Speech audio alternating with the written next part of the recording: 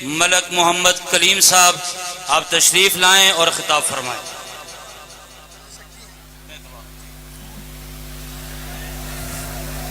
بسم اللہ الرحمن الرحیم۔ میرا کیونکہ اتنے ماشاءاللہ علماء کرام اور صاحب نظر صاحب قدر لوگوں کے درمیان بات کرنا ایسے ہی ہے جیسے سورج کو چراغ دکھانا، لیکن اس سعادت کی گھڑی میں اگر مجھے 2 جملوں کے لیے جو حکم ملا، میں اس کے لیے آپ تمام دوستوں ساتھیوں کا بہت مشکور ہوں جی۔ اور شاید کیونکہ ہم کاروباری لوگ ہیں، میں لاہور کی انجمن تاجران کا جنرل سیکرٹری بھی ہوں جی، تو تاجر برادری کی حیثیت سے جو میرے پاس چند کلمات ہیں وہ میں بیان کرنا چاہوں گا، کیونکہ دین کو میں نے پہلے بتایا کہ یہ صاحب قدر صاحب نظر لوگ ہیں جو بیان کریں گے۔ میں تو سیدھی سی بات جانتا ہوں، دنیا کے حوالے سے تعریف وہ جو آپ کا دشمن کرے، اگر ہم اپنی تعریف خود کریں گے یا ہمارے اہل و عیال کریں گے، ہمارے دوست کریں گے، تو شاید وہ بات اتنی اثر نہیں کرتی، لیکن اگر آپ کا مخالف آپ کی تعریف کرے تو یہ بہت بڑی بات ہوتی ہے۔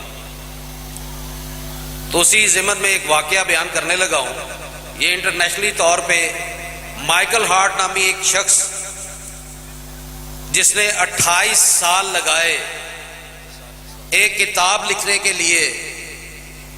اور اس کتاب کا عنوان تھا دنیا کی بہترین شخصیت۔ 28 سال بعد جب انہوں نے یہ کمپلیٹ کیا تو لندن کے اندر ایک تقریب منعقد کی گئی، اور اس میں پوری دنیا سے لوگ آئے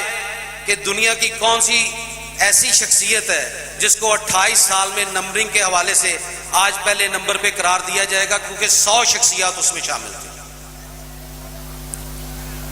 جب انہوں نے ان شخصیت کا ذکر کیا،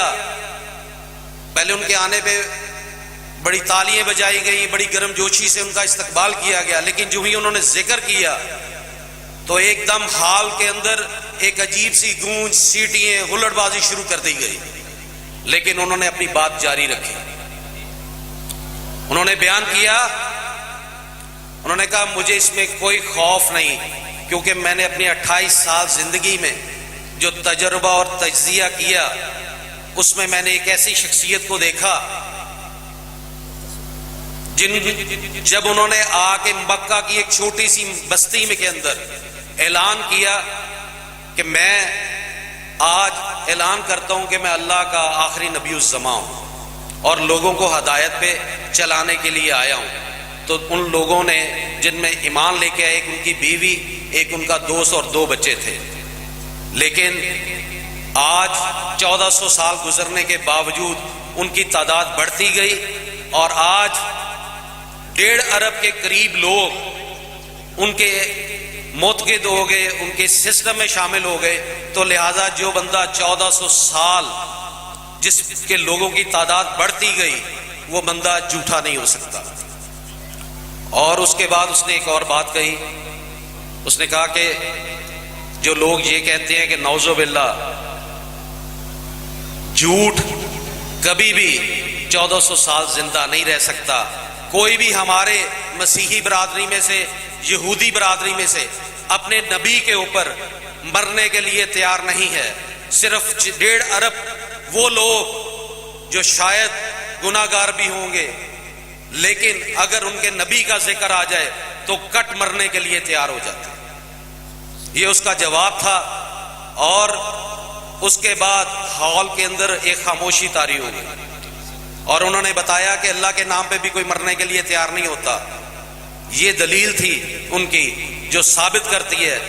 کہ آپ صلی اللہ علیہ وسلم اس دنیا کی واقعی اہم شخصیت ہیں، اور ان کے بعد نہ کوئی نبی آئے گا، اور ہم آج بھی ان کی خاطر کٹ مرنے کے لیے تیار ہیں۔ جزاک اللہ۔